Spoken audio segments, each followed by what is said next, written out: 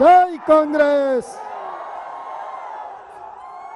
గట్టిగా ఢిల్లీలో మోడీకి వినిపించాలి. జై కాంగ్రెస్, జై జై కాంగ్రెస్. ధన్యవాదాలు మిత్రులారా.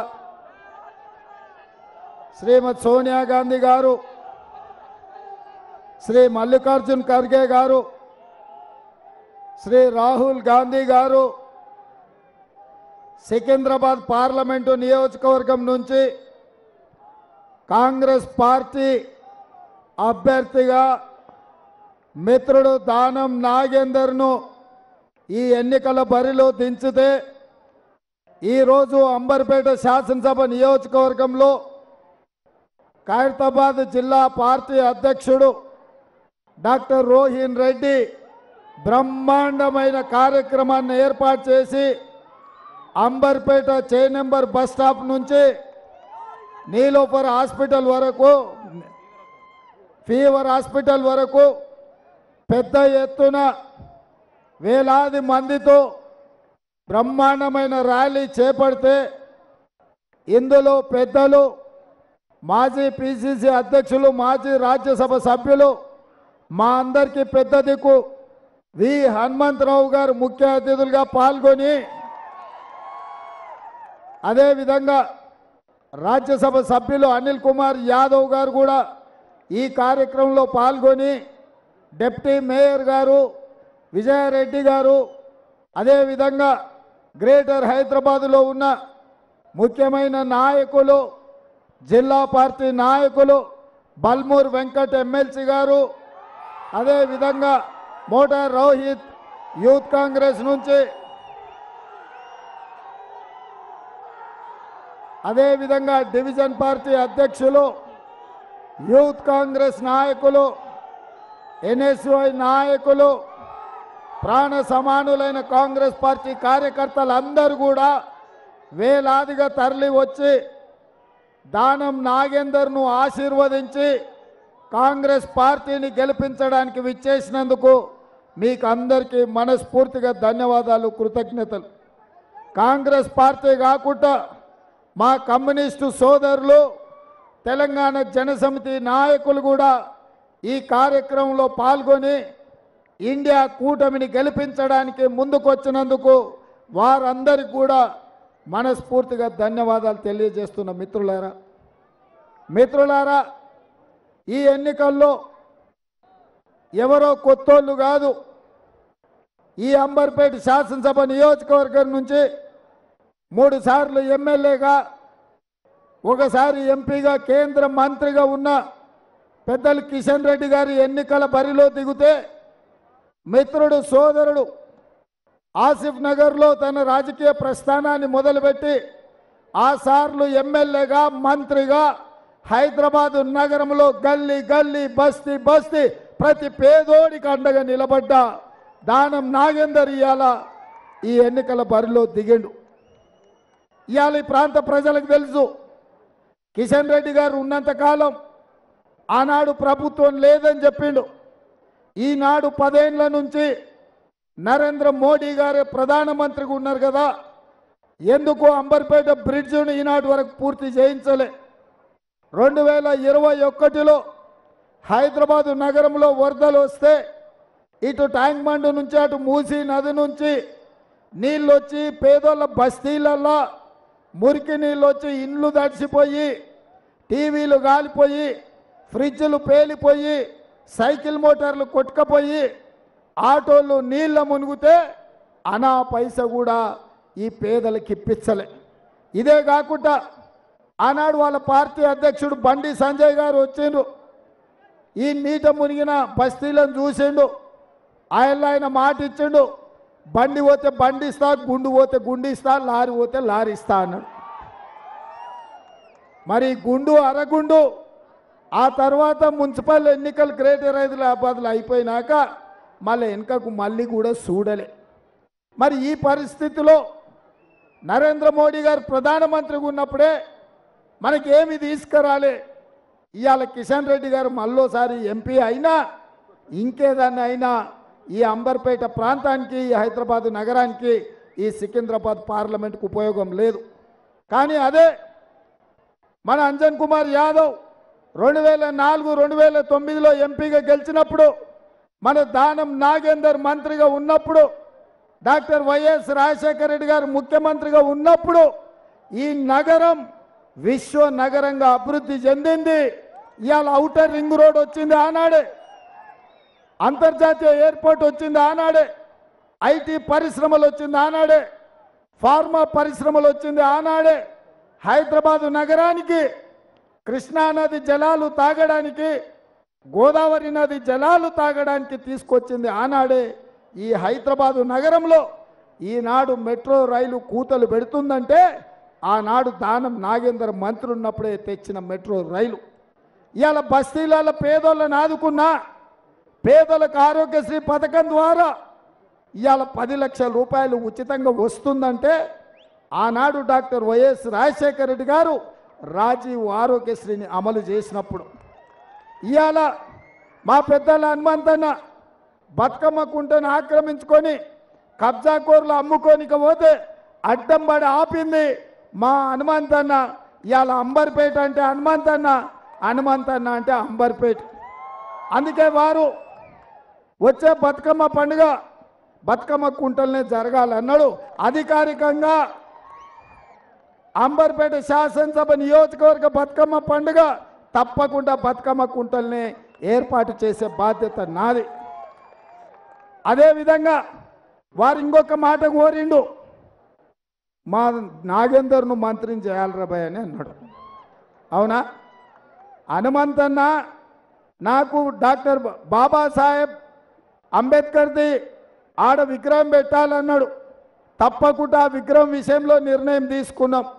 జ్యోతిరావు పూలే భవన్ పెట్టాలని హనుమంతన్న చెప్పంగానే కేసీఆర్ గడి నిర్మించుకొని ప్రగతి భవన్ అంటే దాన్ని బద్దలు కొట్టి జ్యోతిరావు పూలే భవన్ అని హనుమంతన్న మాట మీద చెప్పినాం. ఇవాళ కూడా మీకు మాట ఇస్తున్నా, హనుమంతన్నకు చేతులు చేసి చెప్పిన దానం నాగేందర్ 1,00,000 మెజార్టీతో మీరు గెలిపించండి. సోనియమ్మ దగ్గరికి పోయి రాహుల్ గాంధీ గారిని ఒప్పించి సోనియమ్మని మెప్పించి దానం నాగేందర్ను కేంద్రంలో మంత్రిని చేసే బాధ్యత నేను తీసుకుంటా. ఎందుకంటే ఈ నగరం అభివృద్ధి జరగాలంటే ఇక్కడ పుట్టినోడై ఉండాలి, ఇక్కడ పెరిగినోడై ఉండాలి, ఈ బస్తీల బాధలు తెలిసినోడై ఉండాలి. అందుకే తప్పకుండా ఇండియా కూటమి రాహుల్ గాంధీ గారు ప్రధానమంత్రి కాబోతున్నాడు.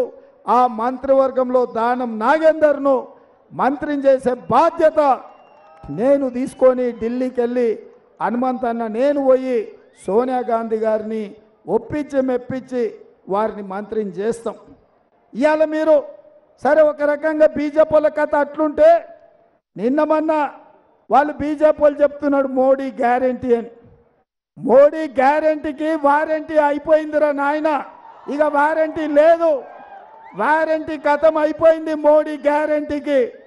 ఎందుకంటే సంవత్సరానికి 2 కోట్ల ఉద్యోగాలు ఇస్తా అన్నాడు, 10 ఏళ్లలో 20 కోట్ల ఉద్యోగాలు ఇవ్వాలి, కానీ ఒక్క ఉద్యోగం కూడా ఇవ్వలే. ఇవాళ ప్రపంచంలోనే అత్యధికంగా నిరుద్యోగ సమస్య ఉన్నది భారతదేశంలోనే. ఇదే కాదు, ప్రపంచంలో 125 దేశాలు ఉంటే అత్యధికంగా ఆకలి ఉన్న దేశాలు లెక్క పెడితే 111వ దేశంగా భారతదేశం ఆకలి కేకలతోని ఆత్మహత్యలతోని ఉన్నదని ప్రపంచంలోనే భారతదేశానికి చెడ్డ పేరు వచ్చింది. మనం కాదు, పక్కలున్న పాకిస్తాన్ బంగ్లాదేశ్ కూడా మనకంటే మంచిగా ఉన్నాయి, మన దేశంలోనే ఆకలి ఎక్కువ ఉన్నదని మొన్ననే లెక్కలు తేలినాయి. అదేవిధంగా రైతుల ఆదాయం 2 చేస్తా అన్నాడు. ఆదాయం సంగతి దేవుడు ఎరుగు, పెట్టుబడి 3 అయింది, రైతులు ఆత్మహత్యలు చేసుకుంటున్నారు. పేదోళ్ళకి ఇల్లు ఇస్తా అన్నాడు. మీకు ఎవరికైనా మోడీ ఇల్లు ఇచ్చిండా? కిసికు ఘర్ దియా, కిసికు ఘర్ మిలా. కానీ ఆ రోజు కాంగ్రెస్ ఉన్నప్పుడు రాజీవ్ స్వగృహ మీద పేదవాళ్లకు వేలాది మందికి ఇండ్లు కట్టించి పేదలకు ఇండ్లు లేనోళ్ళకి ఇండ్లు ఇచ్చిన చరిత్ర కాంగ్రెస్ పార్టీది. అందుకే ఇవాళ నరేంద్ర మోడీ మనకి ఇచ్చిందేం లేదు. ఇక టీఆర్ఎస్ వాళ్ళ గురించి మనం మాట్లాడుడే దండుగా, అది సచ్చిన పాము, దాని గురించి లెక్క లేదు. ఇక ఆయన ఏం రాలేదంటున్నాడు కేటీఆర్. ఏంది రాలేదే? ఆర్టీసీలో బస్సు ఆడబిడ్డలకు ఉచితంగా రాలేదా? 500 రూపాయల సిలిండర్ ఇస్తలేమా ఆడబిడ్డలకు? 200 యూనిట్లు పేదోళ్ళకు మేము ఇస్తలేమా? రాజీవ్ ఆరోగ్యశ్రీ 10 లక్షల రూపాయలు పేదోళ్ళకు వైద్యానికి ఇస్తలేమా? ఇందిరమ్మ ఇల్లు 4.5 లక్షలు ఇవ్వలేదా? 3 నెలల 30,000 నిరుద్యోగులకు ఉద్యోగాలు ఇవ్వలేదా? ఇన్నిచ్చిన తండ్రి కొడుకులు కలిసి అబద్ధాలు చెప్తారు. అందుకే కేటీఆర్కో మాట చెప్తున్నా, అన్నం ఉడికిందా లేదా అంటే ఒక మెతుకువటి చూస్తే తెలుస్తుంది అంటారు మా పెద్దమ్మలు, అవునా?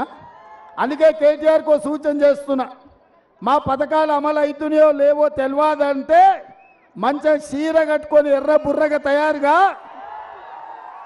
వచ్చి ఆర్టీసీ బస్సు ఎక్కు, నేను టికెట్ పైసలు అడిగితే మా పథకాలు అమలు కానట్టే.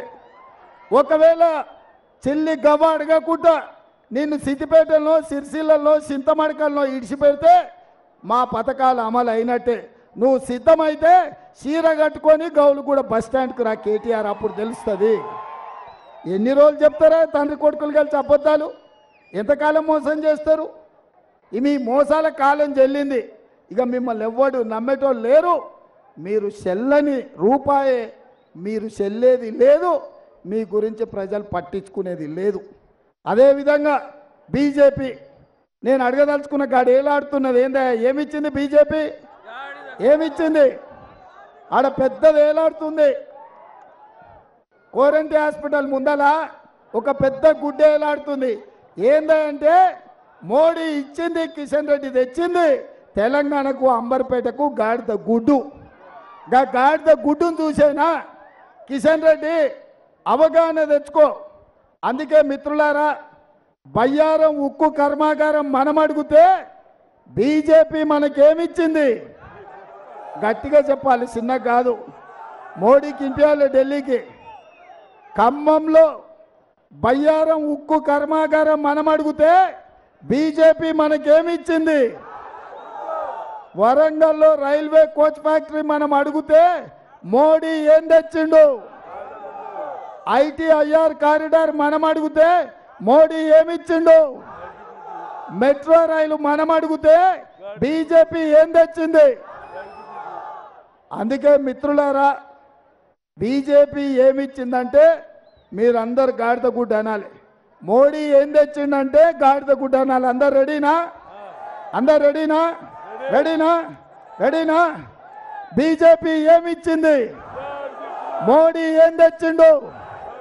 బీజేపీ ఏమిచ్చింది? మోడీ ఏం తెచ్చిండు?